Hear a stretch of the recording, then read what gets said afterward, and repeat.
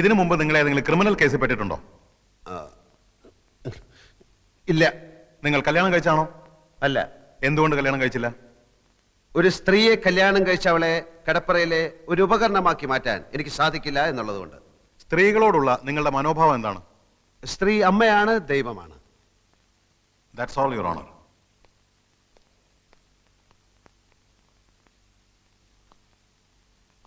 ദൈവത്തെ അപമാനിക്കലാണോ നിങ്ങളുടെ ജോലി? എന്റെ ജോലി കഥ എഴുത്താണ്.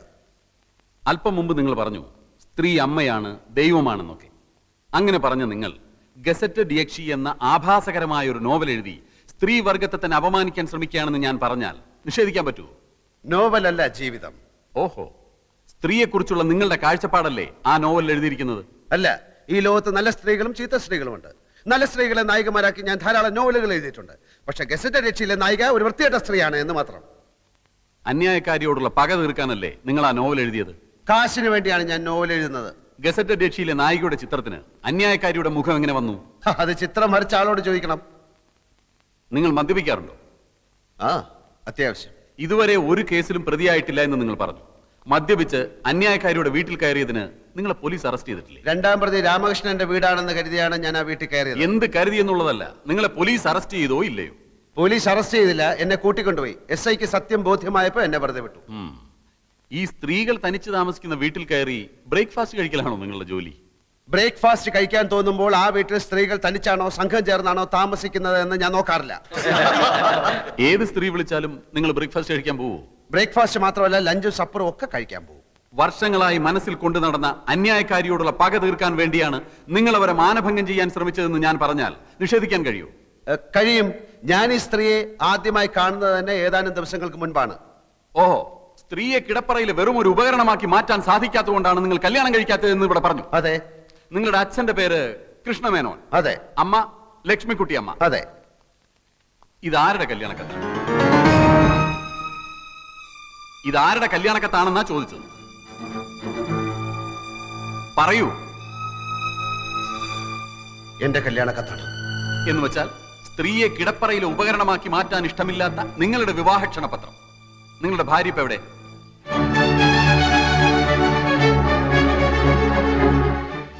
ഞാൻ കല്യാണം കഴിച്ചിട്ടില്ല. കഴിച്ചിട്ടില്ലേ? അപ്പൊ കല്യാണം കഴിക്കാതെ ചുമ്മാ കല്യാണക്കത്തടിച്ച് വിതരണം ചെയ്യലാണോ നിങ്ങളുടെ ഹോബി? മറുപടി പറയൂ. അന്ന് അങ്ങനെ സംഭവിച്ചു. എന്താണ് സംഭവിച്ചതെന്ന് ഞാൻ പറയാം. കല്യാണം ഉറപ്പിച്ചു, കല്യാണക്കത്തടിച്ചു, ആളുകളെ ക്ഷണിച്ചു. കല്യാണ തീയതി അടുത്തപ്പോഴാണ് വധു അറിയുന്നത് നിങ്ങൾ ഒരു ആഭാസനാണ്.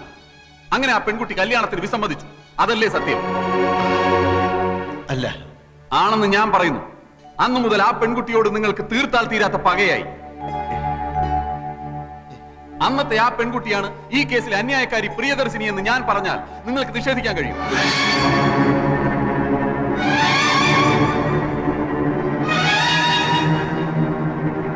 ഈ ക്ഷണക്കത്തിലെ വധു പ്രിയ മേനോൻ തന്നെയാണ് അന്യായക്കാരി പ്രിയദർശിനി. വരൻ വിദ്യാസാഗർ തന്നെയാണ് ഇപ്പോഴത്തെ ഈ novelist Sagar Kottappuram. Your honour, അന്ന് തന്നെ നിഷേധിച്ച പെൺകുട്ടിയോടുള്ള മുൻ വൈരാഗ്യം തീർക്കാൻ വർഷങ്ങളായി അവസരം തേടി നടന്ന പ്രതി ഒടുവിൽ ഈ കിട്ടിയ സന്ദർഭം ഇവിടെ ഉപയോഗപ്പെടുത്തുകയായിരുന്നു എന്നുള്ളതാണ് സത്യം. That's all, your owner.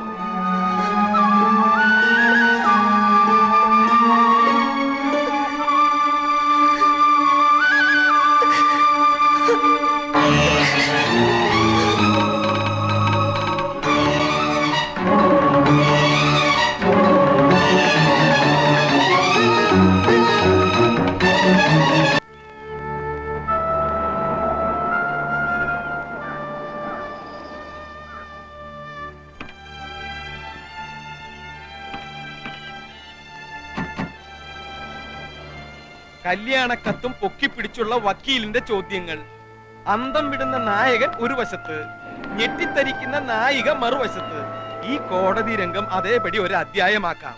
വായനക്കാരന്റെ കണ്ണു തള്ളും, ഞരമ്പുകൾ വലിഞ്ഞു മുറുകും. ചൂടാറുന്നതിന് മുമ്പ് ഈ മാറ്ററിന്റെ എഴുതി തന്നേക്ക്. അതിരിക്കട്ടെ, കല്യാണക്കത്തടിച്ചു, കല്യാണം നടന്നില്ല. അതെന്താ കാരണം? അത് പോട്ടെ. 5-6 വർഷത്തിനിടയിൽ വീണ്ടും കണ്ടുമുട്ടിയപ്പോൾ നായകൻ നായികയെ തിരിച്ചറിഞ്ഞില്ല, നായിക നായകനെയും തിരിച്ചറിഞ്ഞില്ല. ഈ സിനിമയിലും നോവലിലും ഒക്കെ പഴയ കാലം മറന്നു പോണ ഒരു രോഗമുണ്ടല്ലോ, എന്താ അതിന്റെ പേര്? അമ്ലേഷ്യം അല്ലേ? രണ്ടാൾക്കും അമ്ലേഷ്യം പിടിപെട്ടതാണോ? എന്തെങ്കിലും ഒന്ന് പറ എന്റെ കോട്ടപ്പുറം.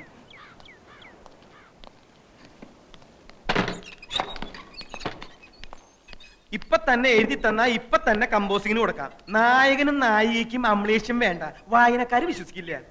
ഒരാൾക്ക് മതി അമ്ലേഷ്യം. ഗസറ്റഡ് യക്ഷി അധ്യായം 6 അമ്ലേഷ്യം എന്ന ടൈറ്റിലും കൊടുക്കാം. കഴിഞ്ഞ ലക്കത്ത് കഥ എവിടെയാ നിൽക്കുന്നതെന്ന് അറിയോ? എവിടെ നിർത്തിയിരിക്കണേ? ആ അതറിയാതെ ചുമ്മാ അമലേഷ്യം അമലേഷ്യം എന്ന് പുലമ്പിയിട്ട് കാര്യമില്ല. അമലേഷ്യം അങ്ങനെ ഒരു വാക്കില്ല. പിന്നെ ഈ മറവി രോഗത്തിന്റെ പേരെന്താന്ന്? അതൊന്നും അല്ല ഇവിടുത്തെ പ്രശ്നം. സാഹിത്യകാരൻ ജയദേവനെ അനിത വശത്താക്കി ദിലീപും ജയദേവനും ഈ പ്രശ്നത്തിൽ പൊരിഞ്ഞടി നടന്നു. ദിലീപ് മരിച്ചു, ജയദേവൻ ഒളിവിൽ പോയി. അവിടെയാ കഴിഞ്ഞ ലക്കം അവസാനിക്കുന്നത്. അടുത്ത ലക്കത്തിൽ പെട്ടെന്ന് എങ്ങനെ നായകനും നായികയും കോടതിയിലെത്തും? നായകനെ പോലീസ് പിടിക്കട്ടെ.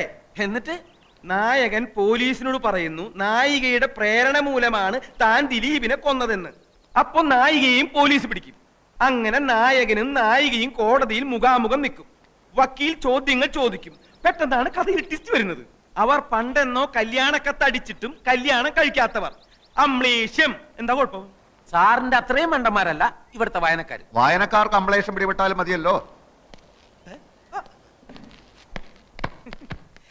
എല്ലാം കോട്ടപ്പുറം തീരുമാനിച്ചോളൂ. പക്ഷെ എന്തെഴുതിയാലും വായനക്കാരന്റെ കണ്ണ് തള്ളണം, ഞരമ്പ് വലിഞ്ഞു മുറുകണം. ഒന്ന് എഴുതി തരൂന്നേ. ഒന്നിങ്ങോട്ട് വന്നേ. എന്തിനാ? അല്ല ഒന്നിങ്ങോട്ട് വരൂ. കസേര അവിടെ ഇരുന്നോട്ടെ. ആയിരുന്നോട്ടെ. വരുന്നുട്ടോ കോട്ടപ്പുറം. അമ്ലേഷ്യം. ഇയാൾ എവിടുത്തുകാരനാടോ? ചങ്ക് പൊട്ടി നിൽക്കുന്ന ഒരു മനുഷ്യനോട് ഇങ്ങനെയാണോ സംസാരിക്കുന്നത്? കോടതി രംഗം കഥയാക്കണത്രേ. കോടതിയിൽ കണ്ടത് അയാളുടെ ജീവിതമാണ്. അത് തന്റെ അളിഞ്ഞ വാരികയിൽ എഴുതാനുള്ളതല്ല. അളിഞ്ഞ വാരികയോ മഞ്ചാടിയോ? എന്നെ പറഞ്ഞാൽ ഞാൻ സഹിക്കും. വാരികയെ പറ്റി പറഞ്ഞാലുണ്ടല്ലോ. ഇറങ്ങി പോടോ ഒച്ച വെക്കാതെ. എന്നോട് ഇറങ്ങി പോവാനോ? താൻ ഇറങ്ങടോ ആദ്യം. ഞാനാ ഈ മുറിക്ക് വാടക കൊടുക്കണേ, അല്ല തന്റെ അപ്പാപ്പനല്ല. നമ്മൾ തമ്മിലുള്ള മുൻപരിചയമൊക്കെ ഞാൻ മറന്നുപോയി. കാരണം എനിക്ക് അമ്നേസിയാണ്. നമ്മൾ തമ്മിലുള്ള ധാരണ അനുസരിച്ച് കേസിൽ അനുകൂലമായ വിധി നേടിയെടുക്കുക എന്നുള്ളതായിരുന്നു ആവശ്യം. അതിന് വേണ്ടുന്നതേ ഞാൻ ചെയ്തുള്ളൂ. ഒരു കാര്യം മാത്രമേ എനിക്കറിയണ്ടൂ. എന്തുകൊണ്ട് ഈ വിവരം നേരത്തെ എന്നോട് പറഞ്ഞില്ല? പറഞ്ഞതുകൊണ്ട് കേസിന് പ്രത്യേകിച്ച് എന്തെങ്കിലും ഗുണം ഉണ്ടാകുമെന്ന് എനിക്ക് തോന്നിയില്ല. മാത്രമല്ല, ഞാൻ മറ്റൊരു രീതിയിലാണ് ചിന്തിച്ചത്. അയാളുമായിട്ടുള്ള ഈ പൂർവ്വബന്ധം ഞാനുമായി ഡിസ്കസ് ചെയ്യാൻ പ്രിയക്ക് താല്പര്യമില്ലെന്ന് എനിക്ക് തോന്നി. വിവാഹം നിശ്ചയിച്ചിട്ടും പ്രിയ അയാളെ അറിയുമായിരുന്നില്ലെന്ന കാര്യം ഞാൻ ഊഹിച്ചതേയില്ല. പ്രിയയെ അയാൾക്കും അറിയാമായിരുന്നില്ലേ? നമുക്ക് പിന്നീട് സംസാരിക്കാം.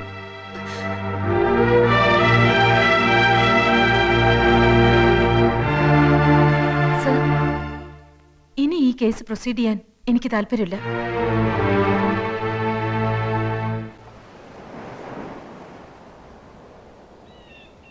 എന്റെ ദൈവമേ.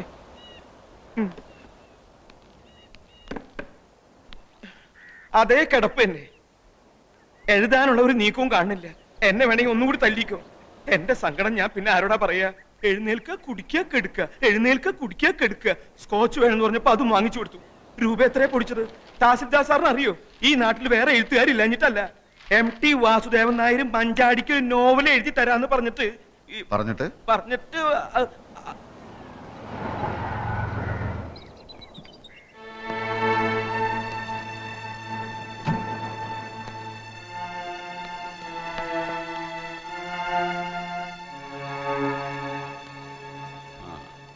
ആവശ്യമില്ലാത്തൊരു കേസാണിതെന്ന് അറിയാഞ്ഞിട്ടല്ല. പക്ഷെ ഒരു അഡ്വക്കേറ്റിന്റെ കടമ അയാളുടെ കക്ഷിയുടെ ഭാഗത്ത് നിൽക്കുക എന്നുള്ളതാണ്. കോടതിയിൽ സത്യം ബോധിപ്പിച്ച് പ്രിയദർശിനി കേസിൽ നിന്ന് പിൻവാങ്ങുകയാണ്. കേസിൽ നിന്ന് പിൻവാങ്ങുകയോ? അതെന്തിന്? സത്യത്തിൽ അതൊരു കള്ളക്കേസാണല്ലോ mister Sagar. Mister Sagar? Mister Sagar ഞാൻ? താൻ പെട്ടെന്ന് മാന്യനായോ? നാണവും മാനവും ഇല്ലാതെ വെറും കാശിന് വേണ്ടി കോടതിയിൽ കിടന്ന് നാടകം കളിച്ച നാറിയല്ലടോ താൻ. നാറി വക്കീലെ, ഇപ്പൊ ഒന്ന് പറയാണ് കള്ളക്കേസാണെന്ന്. ശരിക്കുള്ള കേസ് ഞാൻ ഉണ്ടാക്കി തരാടോ. ഇടിച്ചതിന്റെ നെഞ്ചെ കളിക്കി തരാം. അപ്പൊ അതൊരു കേസാക്കാം. അവളെ വെട്ടി വെട്ടി ഞാൻ നുറുക്കാം. അപ്പൊ തനിക്ക് മറ്റൊരു കേസ് കിട്ടും.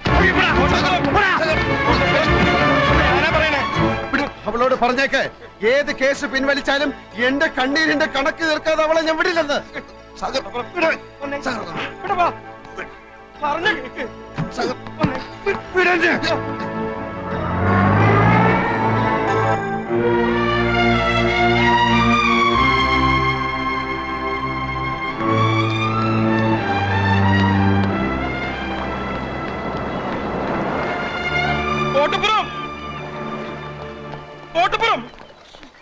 നിക്ക്, ആത്മഹത്യ ചെയ്യരുത്. അതിന് മാത്രം ഇവിടെ ഒന്നും സംഭവിച്ചിട്ടില്ല. ആത്മഹത്യയോ? വിടറോ. സ്വസ്ഥമായിട്ടൊന്ന് ആലോചിക്കാനും സമ്മതിക്കില്ലേ? അതല്ല, പെട്ടെന്നൊന്നും മിണ്ടാതെ ഇങ്ങോട്ട് പോന്നപ്പോ. അത് പോട്ടെ, ഇപ്പൊ ആലോചിച്ച എന്താ? കഥയാണോ? ഈ കാണുന്നത് എന്താണ്? ഇത് കടലല്ലേ? അല്ലേ? ഈ കടലിന്റെ അക്കരെ എന്താണ്? കടലിനക്കരെ അക്കരെ കരയായിരിക്കും അല്ലേ? ഈ അറബിക്കടൽ കടന്നു നിന്നാൽ എത്തുന്നത് എവിടാണ്? ഗൾഫിൽ. ഗൾഫിലല്ലേ? അതെ, ഗൾഫ്. ഗൾഫ്.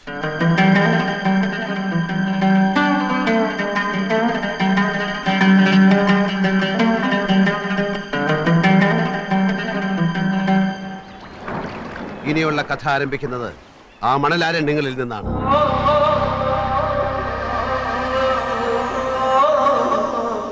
അത് പക്ഷേ ഇതുവരെ എഴുതിയ കള്ളക്കഥയല്ല, യഥാർത്ഥ കഥ, എന്റെ ജീവിതം. ഇനി ഞാൻ എഴുതുന്നത് എന്റെ തന്നെ ജീവിത കഥയാണ്. ഗസറ്റഡ് യക്ഷിയും ജയദേവൻ എന്ന എഴുത്തുകാരനും ഇനി പ്രിയദർശിനിയും സാഗർ കോട്ടപ്പുറവുമായി ഇവിടെ പുനർജനിക്കുന്നു.